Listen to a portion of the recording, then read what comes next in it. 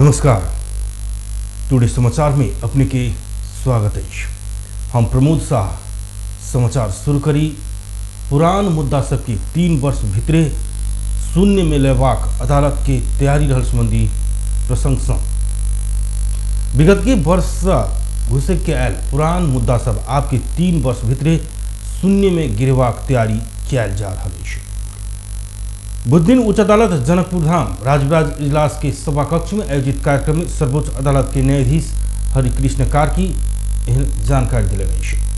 न्यायपालिका में हो सकबाक विकृति विसंगति आ अनियमितता तथा बिचौलिया से हो सकबाक क्रियाकलाप आ वही के रोकथामक लेल आगा बढ़ाव प्रभाव उपाय सबके संबंध में विस्तृत अध्ययन कर प्रतिवेदन पेश कर उनके नेतृत्व में गठित समिति से आयोजना करने राय सुझाव संकलन कार्यक्रम में सहभागी नागरिक समाज संचारकर्मी आ अधिकारकर्मी के संबोधन करे तो आगामी 2080 साल भीतर विगत के वर्ष से आयल सब पुरान मुद्दा के फरछोट कर शून्य में गिरवाक लक्ष्य के साथ काज आगे बढ़ल आ समय में लक्ष्य प्राप्त करवाक बतलन।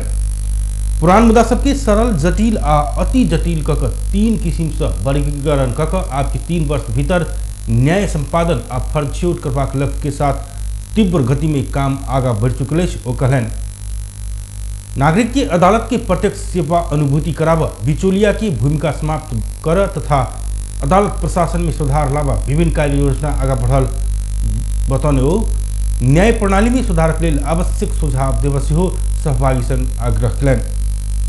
एक दूसर प्रसंग में वो सकभर पेशी में चढ़कर विमर्श में गेल मुद्दा सब बारे में समाचार संप्रेषण नहीं कर देव अनुरोध से कलन।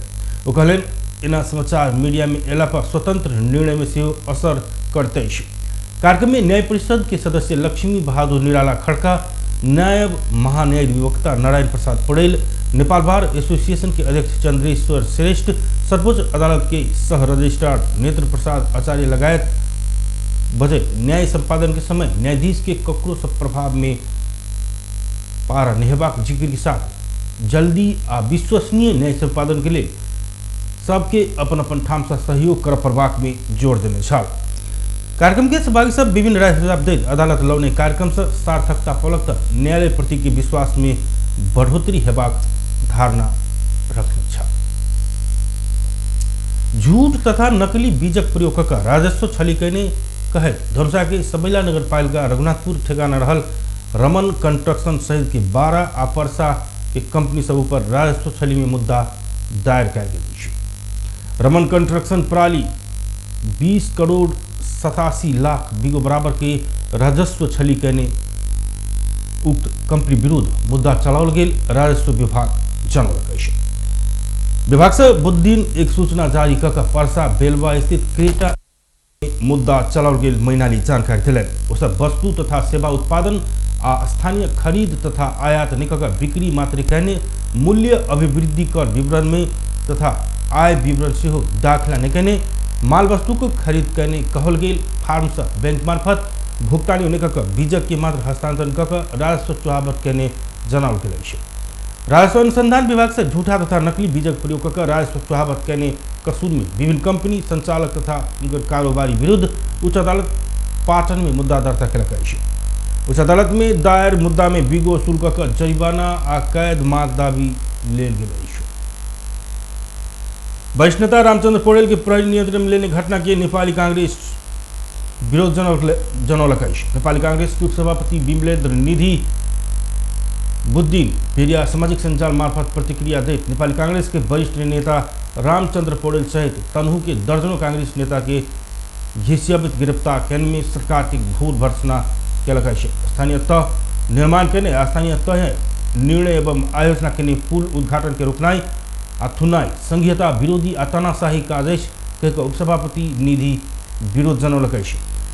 तना वरिष्ठ नेता पौडेल के गिरफ्तार करने विरोध में युवा सब जनकपुर धाम में बुधक साँझ टायर फायर का प्रदर्शन से जनैलक। जनभावना के लतिया का अनियमितता भ्रष्टाचार में डूबल ओली सरकार विकास विरोधी चरित्र प्रदर्शन करने युवा सब आरोप लगेलक।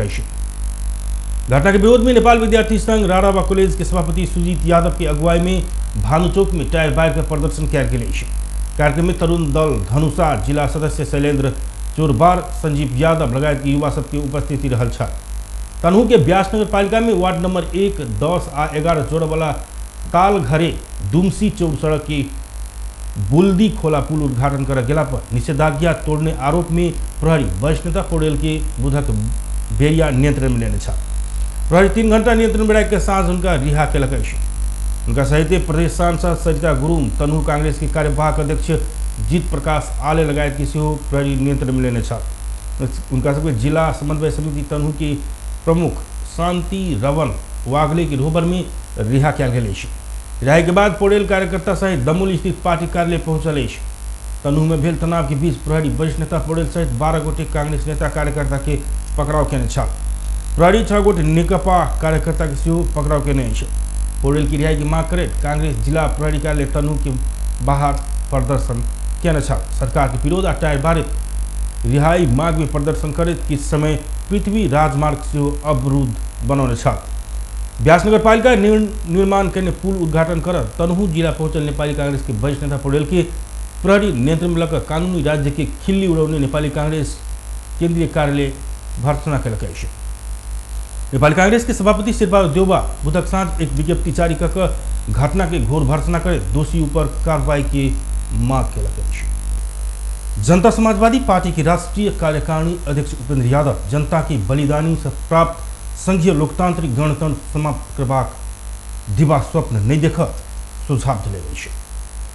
महोदरी बलबा नगर पालिका के रौजा में आयोजित रौजा मजार सुंदरीकरण योजना के शिलान्यास करते अध्यक्ष यादव वर्तमान संघीय सरकार में संघीय लोकतांत्रिक गणतंत्र के भावना विपरीत स्वेच्छाचारी आ सर्वसत्तावादी चरित्र हावी होइत गेल आरोप लगौलनि। सशस्त्र विद्रोह जन आंदोलन आ मधेश विद्रोह से परास्त भ चुकल शक्ति सब संग मोर्चाबंदी करैत नेकपा नेतृत्व के सरकार संघीयता के समाप्त करबाक षड्यंत्र कर रहल अछि। अध्यक्ष यादव कहलनि एहन शक्ति सब अपने समाप्त है। एहन शक्ति विरुद्ध परिवर्तनकारी शक्ति सबके एकजुट होबा आह्वान करैत अध्यक्ष यादव जनता के सचेत होबा आग्रह कयलनि। 2017 साल नहीं अछि, ओ कहलनि 2077 साल अछि। एखन जनता सचेत आ संगठित अछि। संघीयता आ गणतंत्र समाप्त कर चाहवाला शक्ति के जनता समाप्त करत वो बतौलन। जनता समाजवादी पार्टी जनता के अधिकार रक्षा के लेल सदैव संघर्ष में रहत पूर्व उप प्रधानमंत्री समेत रहल अध्यक्ष यादव प्रतिबद्धता जनौलन। जनता के बलिदानी से प्राप्त लोकतंत्र के जज्बा कोनो भी हालत में समाप्त होबे नहीं देत अध्यक्ष यादव बतौलन। अध्यक्ष यादव मधेश विद्रोह के जग में बनल प्रदेश सरकार आंदोलन के मर्म अनुरूप पहचान के रक्षा के संगे धार्मिक पर्यटकीय विकास के सेहो टेवा देबाक उद्देश्य के साथ लौने मजार सुंदरीकरण योजना सराहनीय रहल बतौलन। प्रदेश सरकार सीमित स्रोत साधन के बीच कर रहल विकास निर्माण के काम सब संतोषजनक रहल रही तो आगामी दिन में विगत की समीक्षा करे शिक्षा स्वास्थ्य आ रोजगार के प्राथमिकता में रख कर आगा बढ़ पड़बाक हुनकर कथन रहल छल।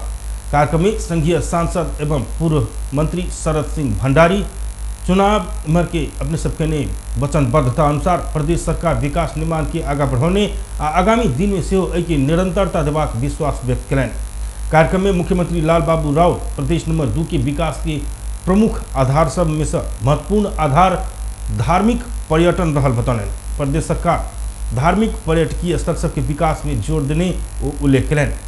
प्रदेश नंबर 2 के प्रमुख धरोहर जानकी मंदिर से शुरू भेल अभियान रौजा मजार धरि पहुंचल। आगामी दिन में सब धार्मिक पर्यटकीय स्थल सबसे एकटा मार्ग में जोड़ के ई रहल ओ बतौलनि। प्रमुख सचिव अर्जुन प्रसाद पोखरेल की अध्यक्षता में भेल ओ शिलान्यास कार्यक्रम में प्रदेश सभा सदस्य जैनुल राइन, सुरीता शाह, बलबा नगर पालिका प्रमुख विनोद यादव सहित के वक्ता सब शुभकामना मंतव्य रखने छल।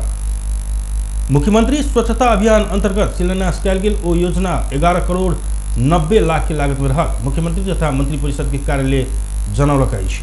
हिंदू एवं मुस्लिम समुदाय के साझा आस्था के केंद्र रौजा मजार में श्रद्धालु सबके प्रयोगक लेल 50 कोठे पुरुष शौचालय, 50 कोठे महिला शौचालय, बलि प्रदान के व्यवस्थापन कर ढल तथा पर्यटक सबके कमती में एक राय विश्राम करबाक लेल धर्मशाला एवं फतिया खाना सहित के कार्यालय भवन एवं लाइटिंग के काम 3 आर्थिक वर्ष में संपन्न करबाक भेल अछि।